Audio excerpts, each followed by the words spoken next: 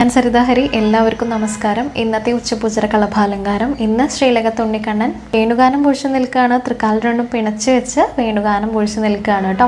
ഒറ്റയ്ക്കൊന്നല്ല നിൽക്കുന്നത്, ഇടത് ഭാഗത്തായിട്ട് രാധാറാണിയും കൂടിയുണ്ട് കേട്ടോ. രാധാറാണി കയ്യിലൊരു വെളുത്ത താമരയൊക്കെ പിടിച്ച് വളരെ ഭംഗിയായിട്ടാണ് നിൽക്കുന്നത്. ശ്രീ ഗുരുവായൂരപ്പൻ്റെ തോളോട് ചേർന്ന് ആ വേണുഗാനം കേട്ട് നിൽക്കുകയാണ് കേട്ടോ രാധാറാണി. അപ്പോൾ ആ അലങ്കാരം ഒന്ന് എല്ലാവരും മനസ്സിൽ വിചാരിച്ചോളൂ കേട്ടോ. ഇന്നൊരു കഥ പറയാം. ഭഗവാൻ ശ്രീകൃഷ്ണൻ നാരദ മഹർഷിയെ പരീക്ഷിച്ചൊരു കഥ പറഞ്ഞു തരാം കേട്ടോ. ഒരിക്കൽ നാരദ മഹർഷി ഭഗവാന്റെ അടുത്ത് ചെന്ന് പറയാണ്, ഞാൻ സദാ നാമം ജപിക്കണ്ടല്ലോ, ഞാൻ നാരായണ നാരായണ നാരായണ എന്നാണല്ലോ സദാ പറയണത്, അപ്പം ഞാനല്ലേ ഒരു ഉത്തമ ഭക്തൻ എന്ന് ചോദിക്കുകയാണ്. അപ്പോൾ ഭഗവാൻ എന്താ പറഞ്ഞതെന്നറിയോ? ഇവിടെ അടുത്ത് ഒരു കർഷകനുണ്ട്, ഒന്ന് ആ കർഷകൻ്റെ അടുത്ത് പോയിട്ട് വരൂ എന്ന് പറഞ്ഞ് നാരദരെ പറഞ്ഞയക്കുകയാണ്. നാരദ സംശയമൊന്നും കൂടാതെ ആ കർഷകൻ്റെ അടുത്തേക്ക് ചെന്നു. കർഷകൻ്റെ അടുത്ത് ചെന്നപ്പോഴോ എന്താ കണ്ടത്? അദ്ദേഹത്തിൻ്റെ ജോലിയിൽ മുഴുകിയിരിക്കുകയാണ്. നാരദരെ സംബന്ധിച്ചോളം നാരദർ സദാ നാമം ജപിക്കുന്ന വ്യക്തിയാണ്. ഈ കർഷകനാണെങ്കിലോ നാമൊന്നും ജപിക്കണില്ല, അദ്ദേഹത്തിൻ്റെ കാര്യങ്ങളായിട്ട് അങ്ങനെ അങ്ങോട്ട് പോണു, അത്രയേ ഉള്ളൂ. അപ്പോൾ സംശയമായി നാരദർക്ക്, എന്താവും ഇപ്പോൾ ഭഗവാൻ ഈ കർഷകൻ്റെ അടുത്തേക്ക് എന്നെ പറഞ്ഞയച്ചത് എന്ന്. അങ്ങനെ ഉടനെ തന്നെ വൈകുണ്ഠത്തിലേക്ക് ചെല്ലുകയാണ്. ചെന്നിട്ട് ഭഗവാനോട് പറയാണ്, ഞാൻ കണ്ടു കേട്ടോ അങ്ങ് പറഞ്ഞ ആ കർഷകനെ, പക്ഷെ എനിക്ക് പ്രത്യേകമായിട്ട് ഒന്നും തന്നെ തോന്നിയില്ലല്ലോ.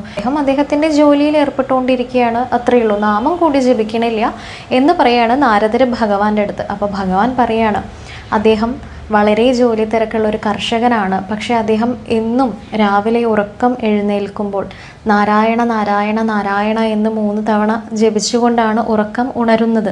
രാത്രി കിടക്കാൻ പോകുമ്പോഴും നാരായണ നാരായണ നാരായണ എന്ന് 3 പ്രാവശ്യം പറയും. അദ്ദേഹത്തിന് അത്രയേ ഒഴിവ് കിട്ടണുള്ളൂ, ബാക്കി സദാസമയം അദ്ദേഹത്തിൻ്റെ ജോലിയിൽ ഏർപ്പെട്ടുകൊണ്ടിരിക്കുകയാണ്. നാരദർ സദാസമയം നാരായണ എന്ന് പറയുന്നുണ്ട്, പക്ഷെ അദ്ദേഹത്തിൻ്റെ പേര് തന്നെ നാരദർ എന്നാണ്. പക്ഷെ നമ്മൾ എന്താ ചെയ്യേണ്ടത്? നാലാളെ കാണിക്കാൻ വേണ്ടി സദാസമയം നാമം ജപിച്ച് നടന്നിട്ടോ അല്ലെങ്കിൽ മാല ജപിച്ച് നടന്നിട്ടോ ഒന്നും കാര്യമില്ല. നമ്മൾ കർമ്മം ചെയ്യുക, കർമ്മഫലം തരുന്നത് ഭഗവാനാണ്, നമ്മുടെ ശ്രീ ഗുരുവായൂരപ്പനാണ്. നമുക്കുള്ള സമയം കുറച്ച് സമയമാണെങ്കിൽ ആ സമയത്ത് നമ്മൾ ഗുരുവായൂരപ്പനെ അറിഞ്ഞു വിളിക്കുക. അതായത് എന്താ ഭഗവാൻ എപ്പോഴും പ്രതീക്ഷിക്കുന്നത് നമ്മുടെ കയ്യിൽ നിന്ന്? നിഷ്കളങ്കമായ ഭക്തിയാണ് ഭഗവാന് നമ്മുടെ അടുത്തുനിന്ന് വേണ്ടത്. അത് തന്നെയാണ് നമ്മൾ ഭഗവാന് കൊടുക്കേണ്ടതും. ബാക്കി എല്ലാ കാര്യങ്ങളും നമുക്ക് തനിയെ വന്ന് ചേർന്നോളും എന്നൊരു വിശ്വാസമാണ് നമുക്ക് എല്ലാവർക്കും വേണ്ടത് കേട്ടോ. ഞാൻ എന്താ ഇത് പറയാൻ കാരണം വെച്ചാൽ, ഈ കഴിഞ്ഞ ദിവസം ഒരു കുട്ടി എനിക്ക് മെസ്സേജ് അയച്ച് ചോദിക്കുകയുണ്ടായി. ആ കുട്ടിക്ക് എനിക്ക് തോന്നുന്നു ഒരു 20-22 വയസ്സൊക്കെ ഉണ്ടാവുള്ളൂ. ചേച്ചി, ഈ ടാലി കൗണ്ടർ ഉപയോഗിച്ച് നാമം ജപിക്കുന്നത് വളരെ നല്ലതാണോ?